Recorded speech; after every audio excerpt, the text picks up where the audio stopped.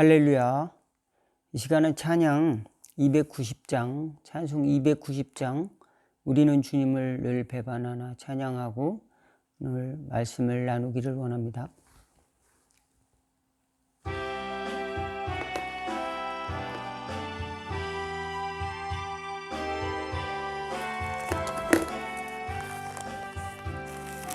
우리는 주님을 늘 배반하나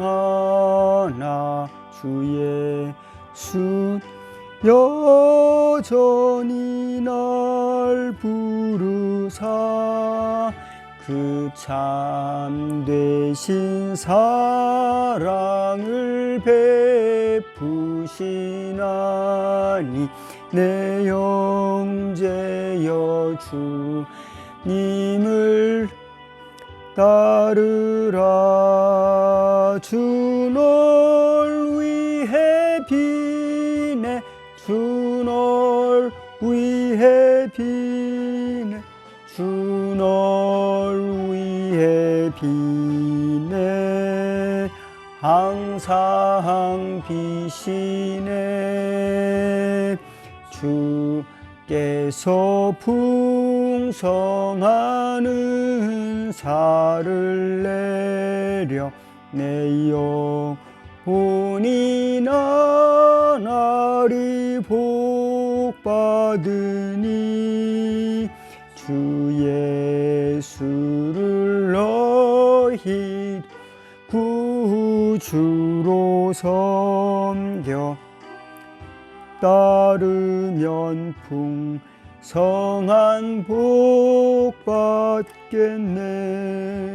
주 널 위해 비네, 주 널 위해 비네, 주 널 위해 비네, 항상 비시네.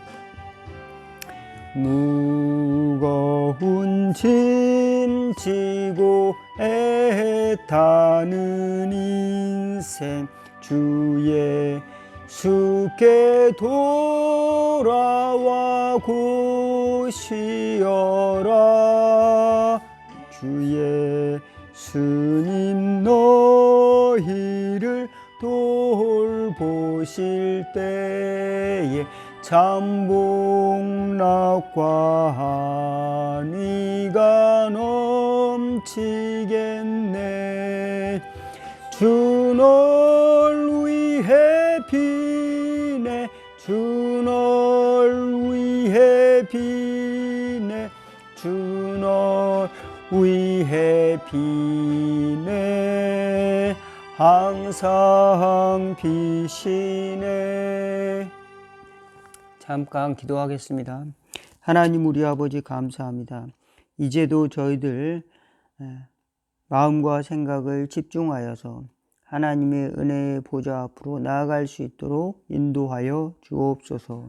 세상 풍파가 거칠고 험난할지라도 저희들에게는 쉼이 피난처와 산성과 또 안식의 장소가 있도록 하나님께서 늘 푸른 초장과 쉴만한 물가로 저희들의 영혼을 이끌어 주시기를 원하옵나이다.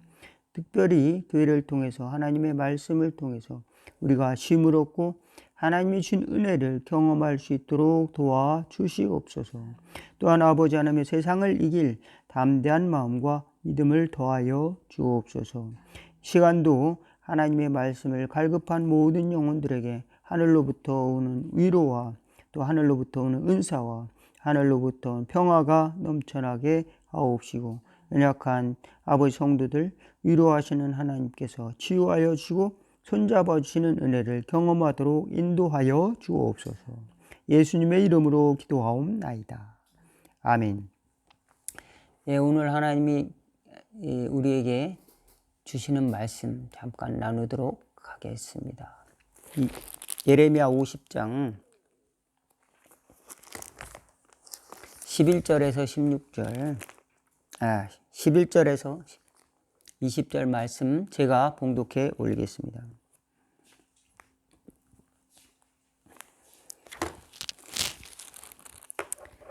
나의 소유를 노력하는 자여 너희가 즐거워하며 기뻐하고 타작하는 송아지같이 발굽을 구르며 군마같이 우는도다. 그러므로 너희 어머니가 큰 수치를 당하리라. 너희를 낳은 자가 치욕을 당하리니 보라, 그가 나라들 가운데서 마지막과 광야와 마른 땅과 거친 계곡이 될 것이며 여호와의 진노로 말미암아 주님이 없어 완전히 황무지가 될 것이라. 바벨론을 지나가는 자마다 그 모든 재난에 놀라며 탄식하리로다. 바벨론을 둘러 대열을 벌이고 활을 당기는 모든 자여 화살을 아끼지 말고 쏘라. 그가 여호와께 범죄하였음이라. 그 주위에서 고함을 지르리로다. 그가 항복하였고 그 요새는 무너졌고 그 성벽은 허물어졌으니 이는 여호와께서 그가 행한 대로 그에게 내리시는 보복이라. 그가 행한 대로 그에게 갚으시는도다. 파종하는 자와 추수하는 때에 추수 때에 낫을 잡는 자를 바벨론에서 끊어버리라. 사람들이 그 압박하는 칼을 두려워하여 각기 동족에게로 돌아가며 고향으로 도망하리라. 이스라엘은 흩어진 양이라. 사자들이 그를 따르는도다. 처음에는 아수르 왕이 먹었고 다음에는 바벨론의 느부갓네살 왕이 그의 뼈를 꺾도다. 그러므로 만군의 여호와 이스라엘의 하나님이 이와 같이 말하노라. 보라, 내가 아수르의 왕을 벌한 것 같이 바벨론의 왕과 그 땅을 벌하고 이스라엘을 다시 그의 목장으로 돌아가게 하리니 그는 갈멜과 바산에서 양을 기를 것이며 그의 마음이 에브라임과 길르앗산에서 만족하리라. 여호와의 말씀이니라. 그날 그때에는 이스라엘의 죄악을 찾을지라도 없겠고 유다의 죄를 찾을지라도 찾아내지 못하리니 이는 내가 남긴 자를 용서할 것임이라. 아멘. 여기까지 보도록 하겠습니다.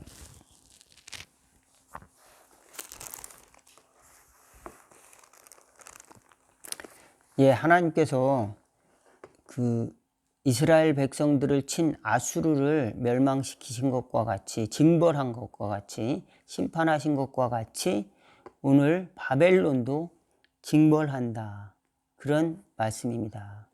그리고 바벨론을 징벌하시고 다시 이방 나라들에 의해서 노략을 당하고 약탈을 당한 이스라엘의 남은 자를 다시 회복시키실 것이다, 이렇게 또 말씀을 하고 계시는 것입니다. 그러므로 오늘 본문 말씀을 통해서 우리는 하나님께서 세계를 주관하시고 또 심판하시는 하나님, 또 하나는 하나님이 그 언약의 백성들을, 하나님이 택한 백성들을 끝까지 관심을 가지고 회복시키시는 하나님을 이렇게 바라볼 수가 있습니다. 우리는 오늘의 순간 왜 나에게 이런 결과가 나왔죠 하고 고통으로 말미암아서 원망하기도 하고 누구 때문이야 하면서 이제 적들의 그 공격에 대해서 복수의 칼을 갈기도 합니다.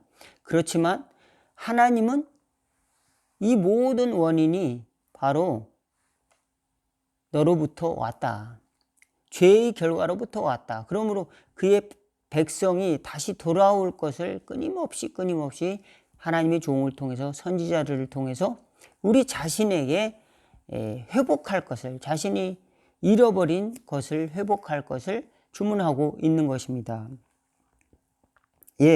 오늘 생명의 삶의 본문을 가지고 말씀을 드리는 것인데요, 저와 여러분들에게 하나님이 선한 선물 가운데 잃어버린 것이 무엇이 있을까요?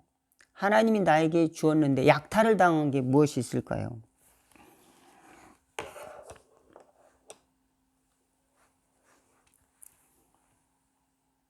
우리들은 하나님의 선물을 많이 받은 존재입니다. 특별히 예수 믿는 사람들은 어마어마한 선물을 받았어요. 마치 그것은 이제 당연한 것이 아닌데, 마땅히 형벌받을 그런 존재인데도 받을 가치가 없는 그런 미약한 존재인데 하나님께서 풍성한 은혜를 먼저 받은 것입니다.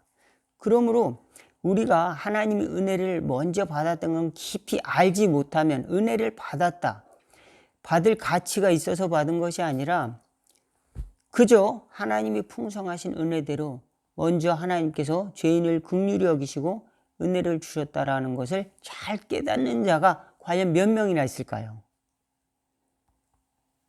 과연 내가 하나님의 은혜를 받을 자격이 있어서 받았다, 이렇게 생각하는 자들이 많이 있을 것입니다. 그것은 다시금 그 결과가 교만으로 나오게 됩니다. 그리고 자기에게 주신 소중한 것을 내 마음대로 사용할 수가 있는 것입니다. 하나님의 사랑, 하나님의 용서, 하나님의 은혜의 선물, 성령의 선물을 하나님이 값없이 주셨다고 해서 대가를 치르지 않은 것이 아닌데도 불구하고 나를 사랑하니까 하나님이 나에게 선물을 주신 거 아니야 라고 생각하고 오히려 반역을 거듭한 것이 이스라엘 백성들이라고 강력하게 이야기를 하고 있습니다. 선지자를 통해서 이들은 끊임없이 배신하고 반역한 민족이다, 그렇게 성경을 통해서 말하고 있습니다. 과연 우리들은 그렇지 않을까요? 우리들은 하나님이 계속 매일같이 말씀하시는데 우리들은 믿음이 떨어졌다, 높아졌다, 회의했다가 또 어떤 때는 자기 확신에 빠졌다가 잘못된 확신으로 갔다가 이 길이 아닌가? 이렇게 생각하기도 하고 다시 말씀을 통해서 이 말씀이 이런 말씀이 있었구나, 다시 돌아오기도 하는데요. 하나님은 끊임없이 잃어버린 자를 기다리고 계신다는 것을 또 회복시키기를 원하신다는 것을 알 수가 있습니다. 징벌을 하심에도 불구하고 하나님은 그 백성이 죄를 씻는 하나님의 사랑의 속성을 가지고 있다라고 하는 것을 알 수가 있습니다. 우리는 늘 유혹에 빠지기도 하는 것이죠. 저도 많은 재물을 가졌다라고 하면은 내가 못할 게 뭐 있을까? 많은 권력을 가졌다. 그러면 내가 못할 게 뭐가 있을까? 이런 마음이 들 수가 있을 겁니다. 여러분은 어때요? 저는 제가 어떤 때 제 자신을 볼 때 내가 이렇게 악한 자일 수가 있는가? 나는 얼마든지 가장 흉악한 죄를 저지를 수 있는 존재구나. 하나님을 떠나고 예수님을 배반하는 이스라엘 백성들처럼 예수님의 제자들처럼 그런 약함을 가지고 있는 존재구나라는 것을 종종 깨닫게 됩니다. 그렇습니다. 어떤 때는 나 정도면 신앙생활 그래도 잘하는 거지, 나 정도면 그렇게 큰 나쁜 일은 저지르지 않았을 거야, 이렇게 안위하기도 하는데요. 성경을 보면 볼수록 내 자신을 하나님 앞에 드러내보면 볼수록 나는 악한 존재일 수밖에 없구나. 여러분, 예수님이 십자가에 달릴 때 만약 여러분이 빌라도였다면 어떤 선택을 했을까요? 많은 사람들이 반대를 합니다. 정치적인 자기 입장을, 자기 위치를 잃어버릴 수도 있어요. 빌라도 총독 자리를 빼앗길 수도 있습니다. 폭동이 날 수도 있습니다. 그들의 사태를 잠잠하기 위해서는 예수님을 내주는 것밖에는 방법이 없다 느낄 수도 있습니다. 빌라도는 그렇게 해서 너희들이 죄가 된다면 너희들이 당하라, 그럴 조건으로 예수님을 내주고 자기는 손을 씻습니다. 그렇다고 죄가 없는 것일까요?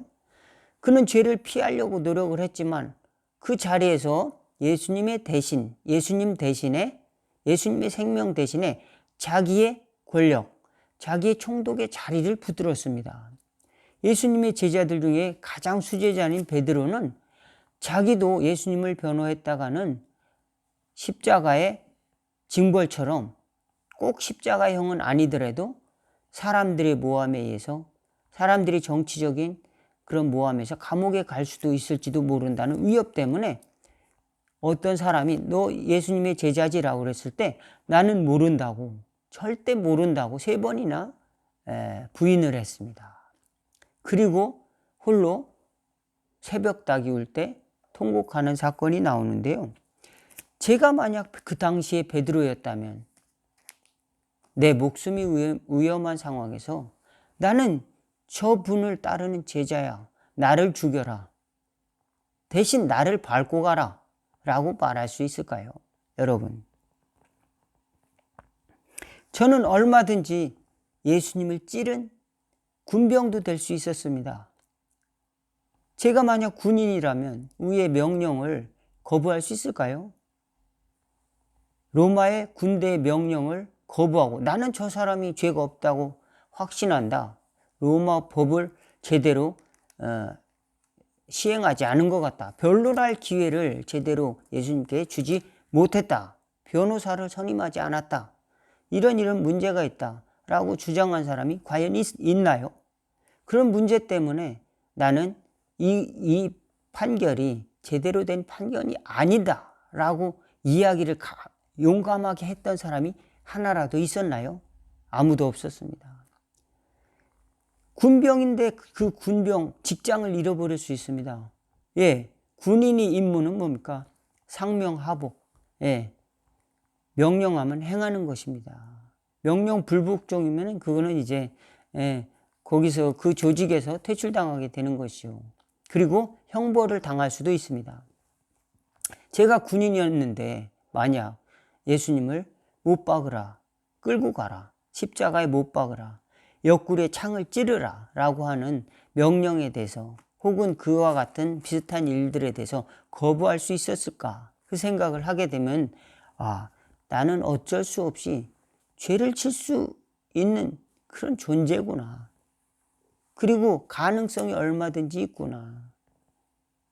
우리는 주님을 사랑하고 하나님을 사랑한다고 하지만 때로는 연약한 그만큼 연약한 존재라고 하는 것, 또 죄에 노출되기 쉬운 존재라고 하는 것을 우리가 경각심을 가지고 또 기도해야 합니다. 그리고 하나님, 이렇게 연약한 존재임에도 불구하고 우리가 예수님의 친구가 된 것이 아니라 주님이 우리를 친구가 되어 주기 위하여 찾아오셨다라고 하는데 우리가 가장 큰 마음의 깨달음이 필요한 것입니다. 하나님이 우리에게 찾아오셨다. 하나님이 용서해 주셨다라고 하는 겁니다. 용서받을 어떤 일을 하지 않았는데도 불구하고 오늘 보니까 죄를 없애겠다 그랬습니다. 20절에 보니까 그날에는 이스라엘의 죄악을 찾을지라도 없겠고 유다의 죄를 찾을지라도 찾아내지 못하리니 이는 내가 남긴 자를 용서할 것임이라. 우리는 우리 죄를 우리 스스로 용서하지 못할 때가 많습니다. 내가 남을 사랑하지 못했어. 내가 누군가를 미워해. 또 누군가를 미워하는 나를 미워하는 다른 사람도 용서하지 못하고 또 내가 그를 미워하는 그 미움도 용서하지 못할 때도 있습니다. 우리는 다른 사람을 용서할 뿐만 아니라 우리 스스로도 용서해야 합니다. 우리는 다른 사람을 미워한 나머지 그 증오 때문에 절망 때문에 자살하는 경우도 있습니다. 예. 부모님이 어떤 이야기를 잠깐 해드릴게요. 중국의 어떤 선교사님의 고백인데요. 부모님이 잘 살았어요. 근데 아들이 문둥병이 걸렸습니다. 그래서 중국의 산골의 문둥병 마을에 보냈대요. 그러면서 하는 말이 너는 이제 죽으라. 나가 죽으라 그랬대요. 그래서 문둥병 마을로 보내진 이 아들은 나는 부모님께 효도해야 되는데 부모님이 나에게 죽으라고 했으므로 나는 죽어야 되겠다 라고 하다가 죽으려고 시도를 했는데 이 선교사님이 그걸 발견한 거예요. 그리고 죽지 마라 그를 붙들었어요. 네가 죽으면 어떡하냐. 나는 예수님이 내 이웃을 내 몸처럼 사랑하라고 했는데 내가 죽으면 나는 예수님의 말씀을 지키는 종으로서 너를 사랑할 수 없지 않느냐. 또 내 몸처럼 이웃을 사랑하라고 그랬는데 그러므로 너를 어떻게 죽으면 내 몸처럼 사랑할 수가 있겠느냐. 그러므로 죽지 말라. 너는 그러므로 곧 나나 마찬가지다. 예, 이 문둥병을 걸려서 절망할 수밖에 없는 이 친구에게 그 목사님이 너는 나랑 마찬가지다. 너는 곧 내 친구다. 너는 곧 나다. 라고 이야기를 해주고 있습니다. 이 문둥병 걸린 젊은이는 감동을 받아서 그곳에 예수님을 잘 믿게 되었고 나중에 부모님도 전도할 수 있도록 이렇게 하는 계기가 되었다고 합니다. 예, 우리가 교만해지기도 하고 때로는 하나님의 은혜를 잊어버리기도 합니다. 어떤 지식을 가졌다. 어떤 소유했다. 나는 또 강하다. 다른 사람과 비교해서 강하다. 그러나 하나님이 볼 때는 우리는 모두 연약한 피조물이고 하나님의 강한 선택과 은혜가 없으면 그것의 어떤 가능성의 확률은 희박하다라고 하는 겁니다. 예수님 믿는 가능성도 희박해요. 제가 예수님 믿는 가능성은 어느 정도 될까요? 불신자 가정에서 태어났죠. 우리 마을엔 교회가 없었어요. 마을 떠나서 저 마을로 가야 됩니다. 다른 마을로 가서 그러니까 몇 정거장을 가서 이제 그 교회, 그 마을에 있는 교회를 가야 됐습니다. 친척들도 예수 믿으라고 하는 사람도 아무도 없었어요. 형제들도 예수 믿으라고 하는 사람이 없었고. 제가 목사가 될 확률은 얼마가 될까요? 여러분 생각해 보세요.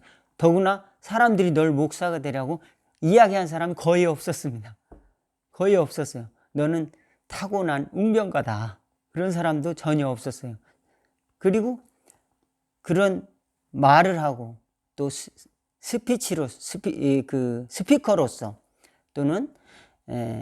또는 정말 신앙이 깊어서 너는 목회의 길을 가야만 해 라고 이야기해주는 사람도 없었습니다. 제가 목회자가 될 확률은 얼마나 될까요? 여러분 생각해 보세요. 이 오직 하나님의 은혜로 제가 목회자가 됐다라고 하는 것을 저는 늘 생각을 합니다. 그래서 귀하게 생각해요. 목회자의 일을. 그래서 저는 힘들고 어려울 때도 목회의 길을 계속 가려고 하는 그 마음을 늘 갖고 여러분에게도 하나님이 여러분에게 생명을 주신 것은 희박한 일이다. 퍼센테이지가 굉장히 낮은 확률로 하나님이 은혜를 주셨다는 것을 기억할 수 있기를 주의 이름으로 축원을 드리겠습니다. 이스라엘 백성들이 은혜로 예수님 믿게 돼서 남을 확률은 또 얼마나 될까요? 아브라함이 예수님 믿었는데 아브라함이 우상단지 집안에서 태어났습니다. 고대 근동에 이제 갈대아 지방 메소포타미아 그 어구에 그 우상 숭배하는 데라의 집안에서 태어났습니다. 아버지가 거기서 살다가 하나님을 만나게 됐고 그리고 이삭 하나를 낳았어요. 자손이 끊어지지 않고 하나를 낳았는데 그 이삭이 또 예수님을 하나님을 믿었어요. 그 다음엔 야곱이 나왔는데 야곱은 쌍둥이 형제가 있었고 배달은 또 형제가 배달은 형제가 또 있었죠. 그 중에 하나님은 야곱을 택했습니다. 그러므로 같은 형제들이 있어도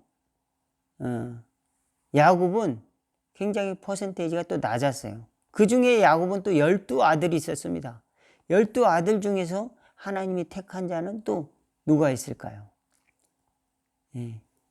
유다의 그 후손입니다.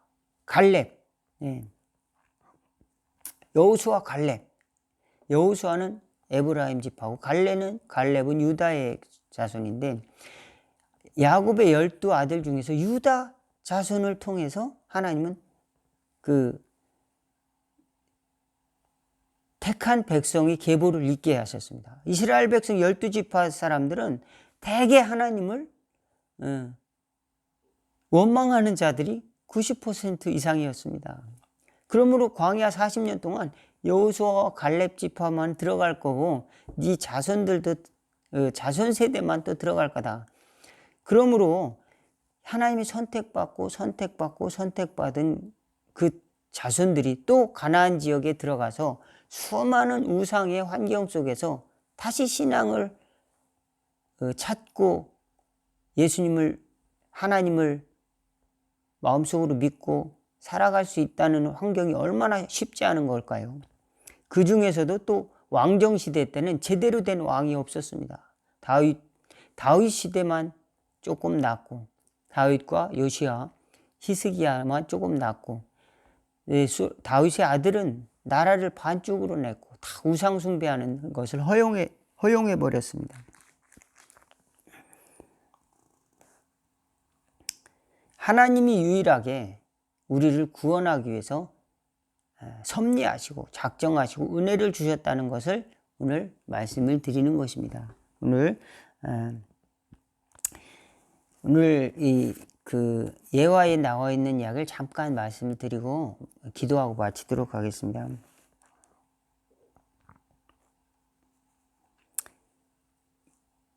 이 하나님께서 누가복음 15장에 그 돌아온 탕자 이야기를 했는데, 우리는 끊임없이 하나님을 잊어버리고 이제 내 뜻대로 살다가 모든 것을 잊어버리고 돌아왔는데, 이 세상에 어떤 아버지가 그것을 기뻐해가지고 잔치를 벌여줄 사람이 누가 있을까요? 좀 비상식적인 이야기가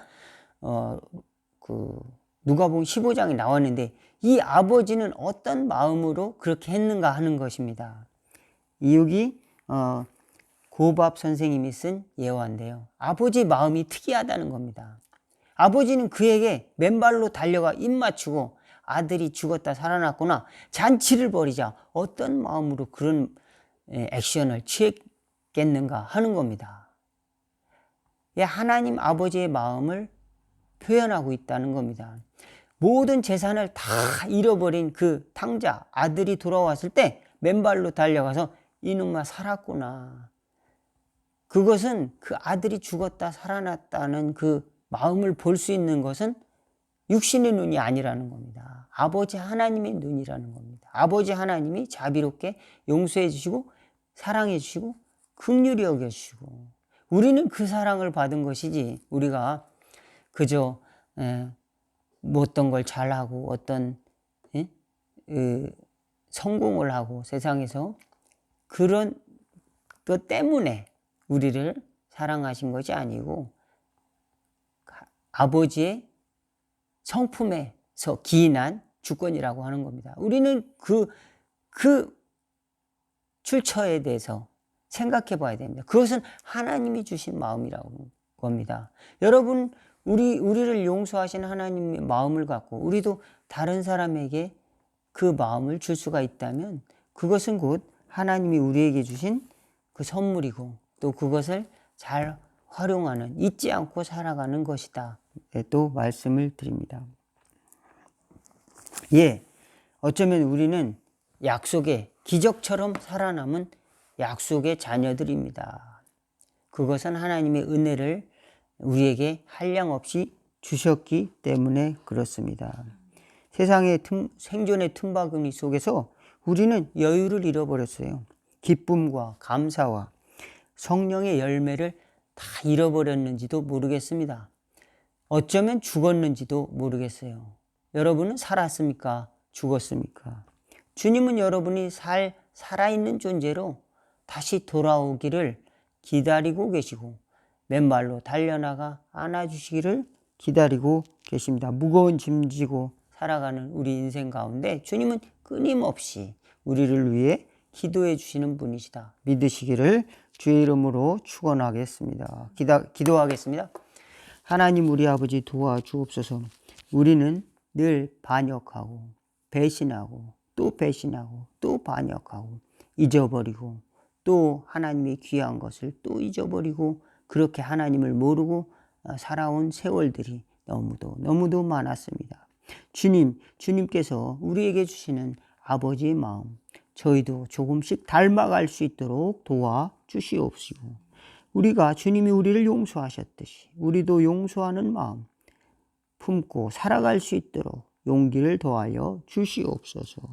우리 속에 있는 죄의 무거운 짐들이 부서질 수 있도록, 그리고 주님이 이제 그 죄악을 발견하지 못하도록 쓸어버리신다고 하셨을 때 우리도 주님이 하실 일들을 기대하며 그 보혈을 의지해서 회개의 마음을 갖는 저희들의 삶, 그 열매를 맺는 삶을 살아갈 수 있도록 주님께서 손잡아 주옵소서.